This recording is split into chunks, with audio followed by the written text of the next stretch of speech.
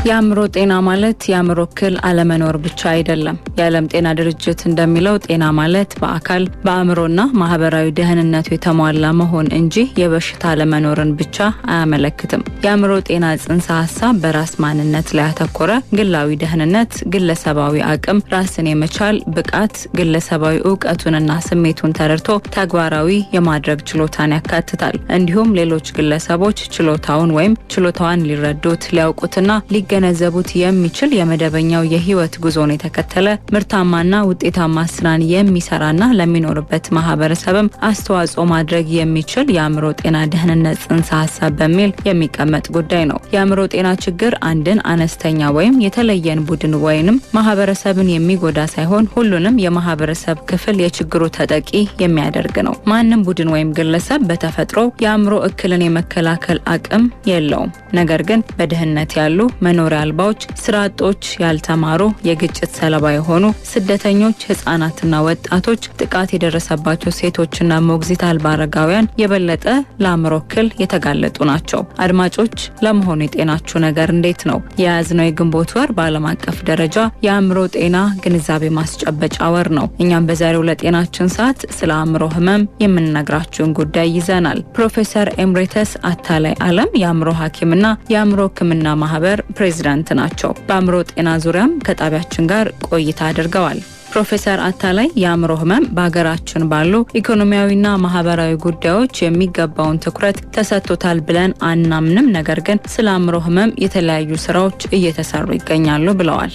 አእምሮ ጤና ላይ ለመስራት በየትኛውም ሁኔታ መስራት የሚቻል ሙያ ነው፣ አገልግሎት ነው እና ስለዚህ መስራት ምንም የሚያዳግተው ነገር የለም ብዬ እላለሁ። በእርግጥ እንግዲህ ይሄ ሲባል እንደ ማንኛውም የጤና አገልግሎት ሁሉ በሀገራችን ባለው የኢኮኖሚ እና የግንዛቤ ችግር ምክንያት የሚገባውን ያህል ትኩረት ተሰጥቶታል ብለን አናምንም። ግን ስራውን ለመስራት ኢኮኖሚው ሁኔታ ካልገደበ በስተቀር ምንም ችግር አለው ብዬ አላስብም።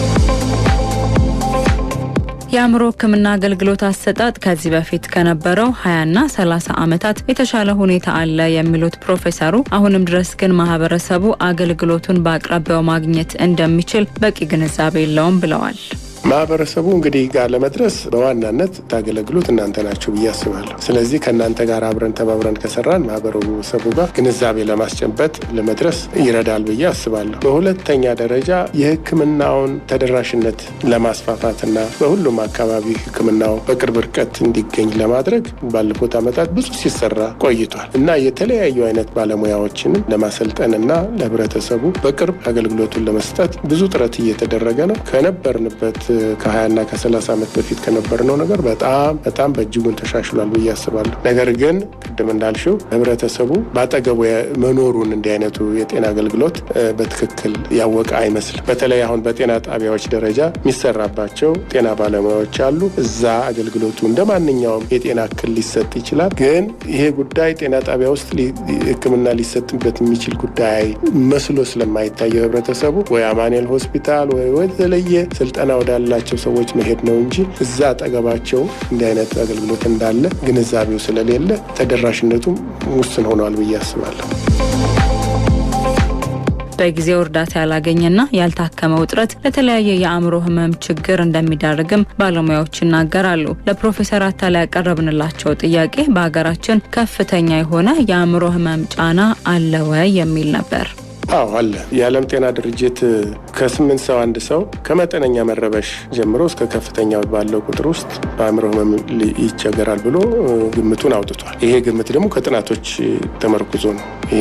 ለእነኛ አይነት ድምዳሜዎች ደግሞ በየሀገሩ የተደረጉ ጥናቶችን መሰረት አድርጎ ነው። ከኛም ሀገር ከሌላውም ሀገር ተወስዶ ነው። ስለዚህ እንግዲህ በዚህ አንጻር ስንመለከት እኛ ሀገር ያለው የህብረተሰብ የህዝባችን ቁጥር 120-130 ሚሊዮን ነው ከተባለ ከዛ 1/8 ከትንሽ መረበሽ ጀምሮ እንቅልፍ ማጣት ጀምሮ በሱሰኝነት በሌላውም ችግር ውስጥ ሁሉ ያሉ ሰዎች ተቆጥረው ነው ያ ቁጥር የሚመጣው። ብዙ አይነት ነገር ነው። በነገራችን ላይ አእምሮ ህመም ስንል እኛ የምናውቀው እዚህ አሁን ጽኑ የአእምሮ ህመም ያላቸውን ሰዎች ብቻ ስለሆነ የአእምሮ ህመም አይነቱ ብዙ ስለሆነ ወደ 300 የሚጠጋ አይነት ስለሆነ እነኝን ሁሉ ነው ከእንቅልፍ ጋራ በተገናኘ ከሱስ ጋራ በተገናኘ ከስብና ጋራ በተገናኘ ከወሲብ ጋራ በተገናኘ ከተለያየ ነገሮች ጋራ በተገናኘ ያሉ ነገሮች ሁሉ ተቆ ተቆጥረው ነው አእምሮ ህመም እንደዚህ አይነት ቁጥር አለው ተብሎ የሚባለው። ስለዚህ ያንን ያክል ነው ማለት ለን ህዝብ መካከል አሁን እንግዲህ በዓለም ውስጥ 8 ቢሊዮን ህዝብ አለ ይባላል። ከ8 ቢሊዮኑ 1/8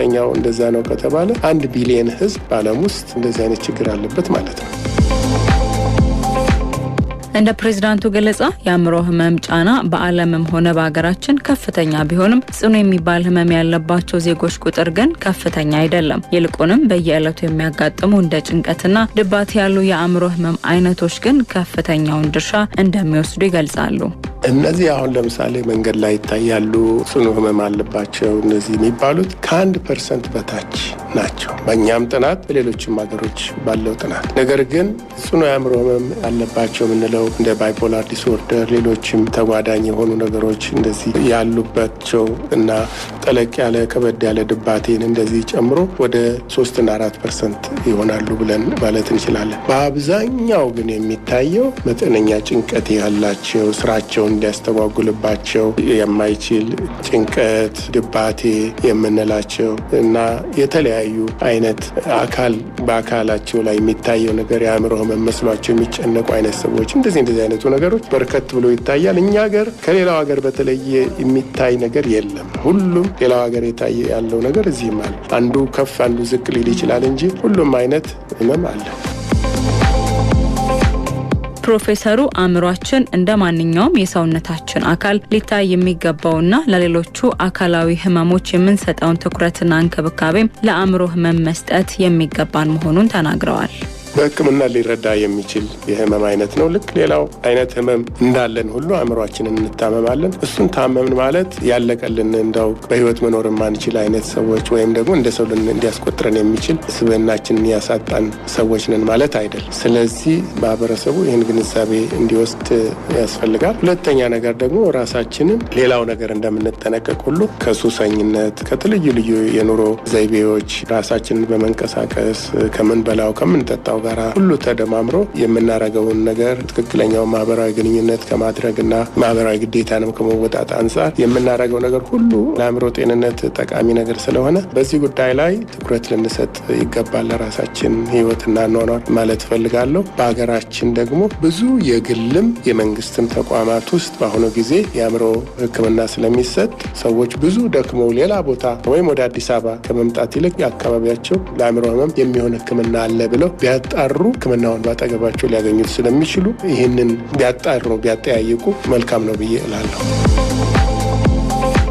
በዓለም ላይ 40 በመቶ የሚሆኑ አገራት የአእምሮ ጤና ፖሊሲ የላቸውም። እንዲሁም 20 በመቶ የሚሆኑት አገራት ደግሞ የአእምሮ ጤና የህግ ማዕቀፍ የላቸውም። በሌላ በኩል 30 በመቶ የሚሆኑ አገራት ብሔራዊ የአእምሮ ጤና ፕሮግራም እንደሌላቸው የዓለም ጤና ድርጅት ጥናት ያመላክታል። በአጠቃላይ 13 በመቶ የሚሆነው የዓለም ህዝብ በአእምሮ ጤና እክልና በሱስ አስያዥ ንጥረ ነገሮችን በመጠቀሙ ለተለያዩ የአእምሮ እክሎች የተጋለጠ ነው።